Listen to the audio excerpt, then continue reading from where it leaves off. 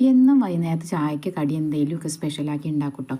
അപ്പോൾ ഇന്ന് ഞാൻ ചപ്പാത്തിക്ക് രാവിലെ മാവ് കുഴച്ചപ്പോൾ കുറച്ചധികം കുഴച്ചിട്ടുണ്ടായിരുന്നു. അപ്പോൾ അത് ഫ്രിഡ്ജിലെടുത്ത് വെച്ചതാണ് കേട്ടോ.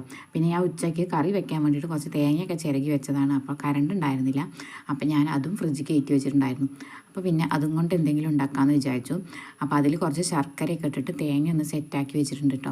പിന്നെ നമ്മുടെ ഇഡ്ഡലി ചെമ്പ് കുറച്ച് വെള്ളമൊക്കെ ഇട്ട് അടുപ്പത്ത് വെച്ചിട്ടുണ്ട്. പിന്നെ നമ്മുടെ ചപ്പാത്തി ചെറിയ ബോളാക്കിയിട്ട് ചപ്പാത്തി മാവ് ചെറിയ ബോളാക്കിയിട്ട് അതിൻ്റെ ഉള്ളിലേക്ക് നമ്മുടെ തേങ്ങ ഫില്ലിങ് ഉണ്ടാക്കി വെച്ചിട്ടുണ്ടല്ലോ. അപ്പോൾ അതും കൂടി ഇട്ടിട്ട് ഇങ്ങനെ നമ്മുടെ പൂവടയൊക്കെ അവിടെ ഇങ്ങനെ പൂവട പറയും കേട്ടോ.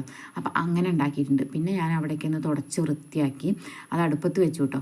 എന്നിട്ട് പിന്നെ കുറച്ച് പാത്രങ്ങളൊക്കെ കഴുകാനുള്ളത് വെച്ചിട്ടുണ്ടായിരുന്നു. പിന്നെ ചായയും കൂടി വെച്ചിട്ട് പിന്നെ പാത്രം കഴുകാമെന്ന് വിചാരിച്ചു. അങ്ങനെ ചായപ്പൊടിയും പഞ്ചസാരയൊക്കെ നല്ല പാൽ ചായ ഉണ്ടാക്കി ചായ അടുപ്പത്ത് വെച്ചിട്ട് വേഗം പാത്രങ്ങൾ കഴുകിട്ടോ.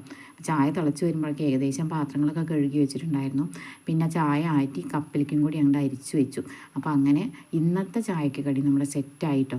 അപ്പോഴേക്ക് ഏട്ടൻ വന്നിട്ട് നോക്കുകയാണ് എന്താണെന്ന് കടി ഉണ്ടാക്കിയതെന്ന്. അപ്പോൾ നമ്മളത് എടുത്ത് പാത്രത്തേക്ക് ആക്കി വെച്ചിട്ടുണ്ട് കേട്ടോ. കുട്ടികൾ വരാറായപ്പോൾ ഏട്ടനൊന്ന് എടുത്തു കൊടുത്തു. അപ്പോൾ നല്ല ടേസ്റ്റ് ഉണ്ടായിരുന്നു കേട്ടോ. അപ്പോൾ അത്രയേ ഉള്ളൂ ഇന്നത്തെ വീഡിയോ ഇഷ്ടമാവുകയാണെങ്കിൽ സബ്സ്ക്രൈബ് ചെയ്ത് സപ്പോർട്ട് ചെയ്യണേ.